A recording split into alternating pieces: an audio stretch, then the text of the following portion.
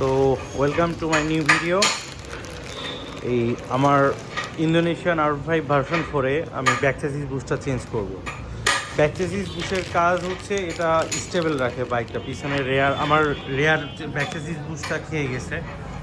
আপনার 20,000 কিলোমিটার এটা চেঞ্জ করছি। এটা কি হচ্ছে, আমি যখন ব্রেক করছি, ব্রেক করলে এরকম চাকা বাউলি দিচ্ছে অ্যান্ড স্কিপ করছে অনেক ক্ষেত্রে। ব্রেকটা ঠিক মতো মানে কমফোর্টেবল হচ্ছে না অ্যান্ড অত মানে অ্যাডভান্টেজ পাচ্ছি না বাইকে, অ্যান্ড মানে কমফোর্টেবল হচ্ছে না, আমি কনফিডেন্সও পাচ্ছি না এটার জন্য। তো যখনই ব্রেক করতে যাচ্ছি তখন এরকম বাউলি দিচ্ছে আর কি। সো এটা খোলাও হয়ে গেছে। অ্যান্ড ইন্দোনেশিয়ান বাইক যেহেতু, আমি ইন্দোনেশিয়ান লাগানো উচিত, বাট আমি ইন্ডিয়ান ব্যাক চেসিস বুশটা লাগাচ্ছি। যে ব্যাক চেসিস বুশ এটা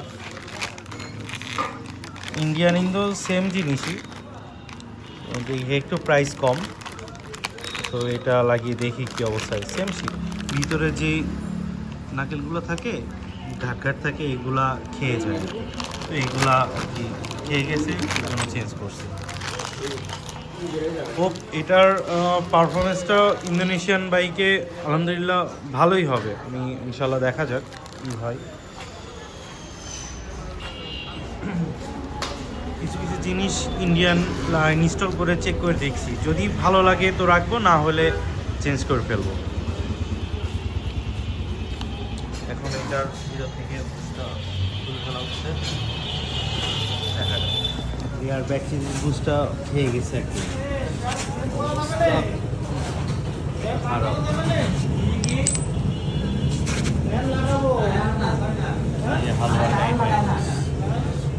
এই ব্যাক চেসিস বুশের জন্য আপনি যখন ব্রেক করবেন, ব্রেক করলে ব্যাক এরকম বাউলি মারে, আর ব্রেকগুলো মনে স্লিপ করছে, ব্রেকটা অত কাজে দেয় না।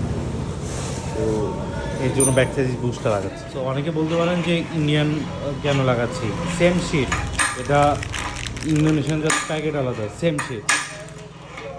তো দেখি কিছু ইন্দোনেশিয়ান বাইকে কিছু ইন্ডিয়ান জিনিস ইনস্টল করে দেখি, এক্সপেরিমেন্ট করে দেখি কী অবস্থা। যদি ভালো না হয় দেন ইন্দোনেশিয়ান লাগিয়ে দিই।